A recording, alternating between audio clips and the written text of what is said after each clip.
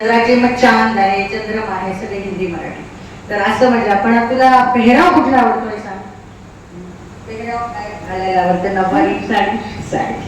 आणि छंद आम्हाला तर सगळे कळलेच आहेत, तरी पण आवडतं सगळ्यात भजनाचा छंद लहानपणापासून. वाचन, लेखन आणि भजन. तर एक आवडता अभंग सांग तुझ्या अगदी मनातला, की तू जेव्हा रात्री झोपते तर तेव्हा कृष्णाशी बोलत झोपते, आणि कोणता अभंग म्हणते? सगळ्यांना जे सगळे जे आहेत मोठे मोठे लोक आहेत, तरी पण मला एक तुकाराम महाराजांचा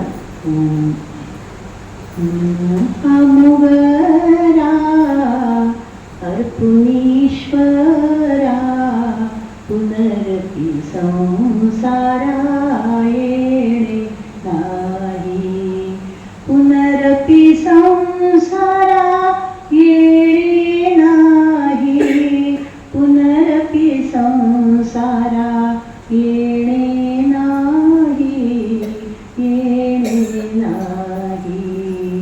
मन हे शेवंती अर्पुनी भगवंती, पुनरपि संस्कृती येणे नाही. खूप छान, खूप छान. पण हा मोगरा याच्यामध्ये हा कधी अभंग तुम्ही अभ्यासाला घाल तर अतिशय मोठा भावार्थ आहे. आणि आई त्याच्यातून काय काय गोष्टी सांगते. म्हणजे हिचं कधी भागवत कथा ऐकलेला दंबाच्या आत मोठा पेंडाव लावत नाही. आत्ताच नुकतं परभणीला भागवत सांगते, आई म्हणून तारीफ नाही, पण एका गोष्टीत 10 गोष्टी सांगणं एवढं ज्ञान आहे. ती म्हणते चैताली हे 7 दिवसाचं भागवत नाही, मला महिनाभर घेतलं तरी माझ्या कथा संपणार नाही. एवढं वाचन आणि अगाध ज्ञान आणि ती प्रस्तुत करण्याची शैली. मेन म्हणजे आईच्या भागवताला सगळे युवा होते, कॉलेजचे मुलं. आपण कधी कीर्तन भजन ऐकू तर कोण असतं 40-50च्या वरती. आमचे व्याप संपले ना तर आम्ही जाऊ, पण आम्हाला भागवताचं साहित्य हे शास्त्रीय पद्धतीने सांगणारी माऊली लागली आहे. आई खूप खूप आभार. पण एक बाबांच्या बद्दल, बाबांचं आवडतं क्षेत्र सांग, आणि बाबांना काय आवडायचं. कारण आज तुमच्या लग्नाचा वाढदिवस आला योगायोगाने. दादांचं काय आवडायचं? आमच्याकडचा पदार्थ काय? भरलं वांग, लाडू बिडू प्रकार, गोड काय मला गोड खूप आवडायचं. मी गोड घाशी आहे, उलट्या त्यांना गोड बिलकुलच नाही आवडायचं.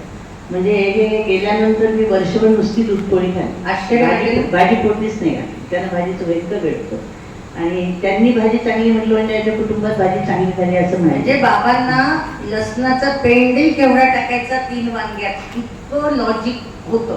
म्हणजे धन्याची पूड कमी झाली आणि ही तेवढीच उलटी, तिला वरण भाताशीही जेवण होतं. आता ती तसंच करते, तिला तिखट बिलकुल सहन होत नाही, असा हा पिंड. पण दोघांनी इथवर म्हणजे बाबा गेले 2006ला अगदी जेवतानाच्याच पानावर आई तुपाची धार वाढते, एक पोळी खातच आहे.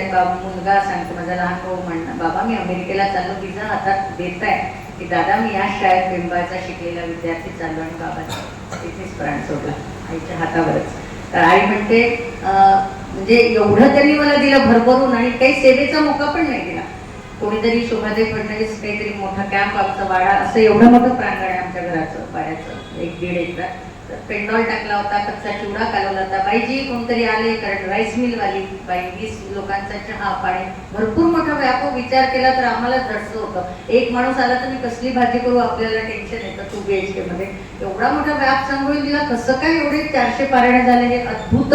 म्हणजे मी विद्यापीठ सुरुवातीलाच म्हटलं, आई खरंच विद्यापीठ आहे, पण आपल्या घरात आपण ग्रँटली घेतो. आमचं आपण नातेवाईक म्हणा, मी मुलगी म्हणून म्हणा, कारण खरंच सहज वाटतं की चालती बोलती ती संत आहे. पण आम्हाला आई आता 75कडे ती वळताना, मी 50कडे वळताना आता आई करता याचं वाईट वाटतं. पण परत एकदा सृजनचे आभार मानते की आई मोकळी बोलायला तुम्हाला आम्हा दोघींना बोलतं केलं, आणि आईचं भाव विश्व उकल करायला केलं.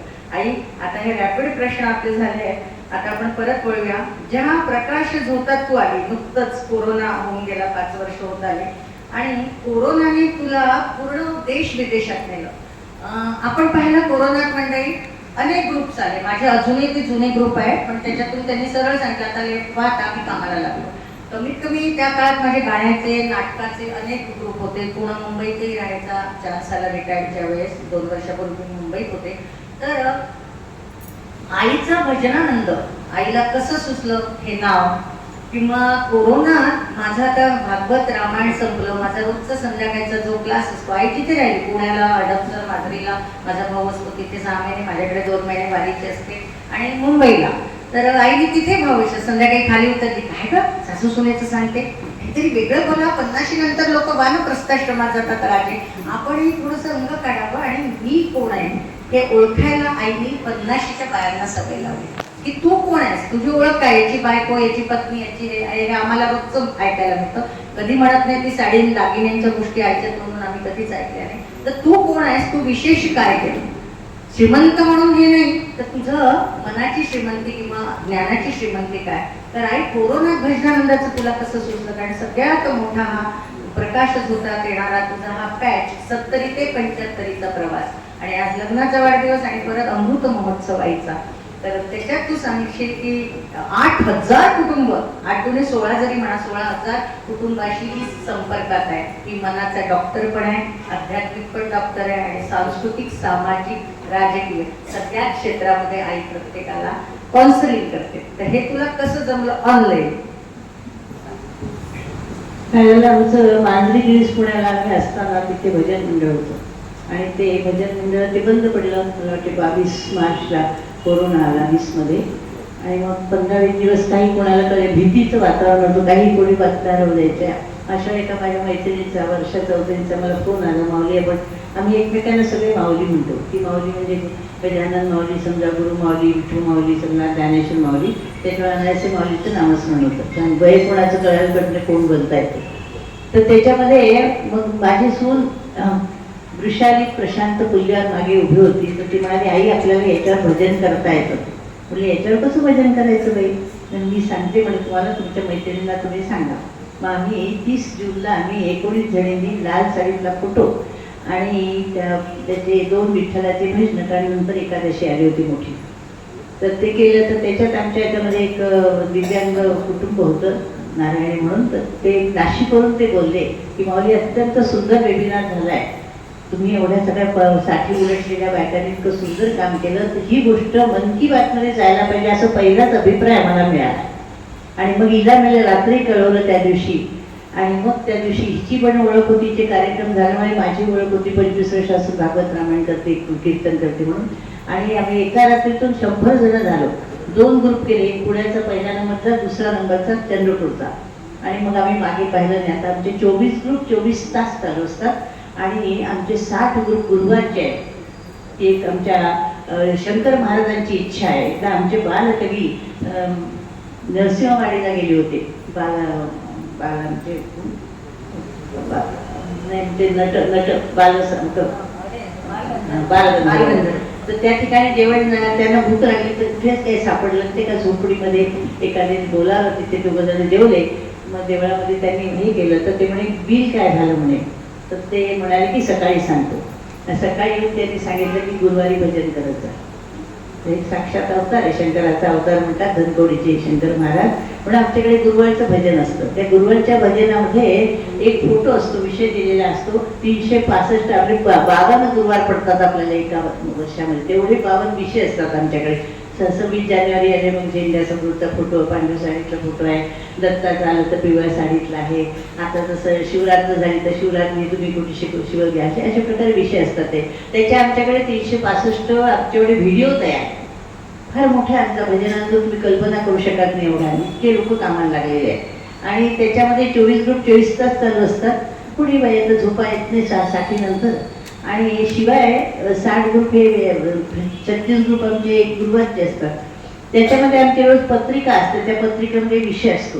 हे सगळं तुम्ही त्याच्यावर PhD करू शकाल एवढा फॉरवर्ड पोस्ट नसते. विशेष म्हणजे कुठलंच फेकाफेकी नसतो, इकडला मेसेज तिकडे नाही, पहिले तू आचरण केलं का तरच का आम्ही त्याला रिमूव्ह करतो. असा हा चालता बोलता ग्रुप आहे, तिथे फक्त संवाद करायचा.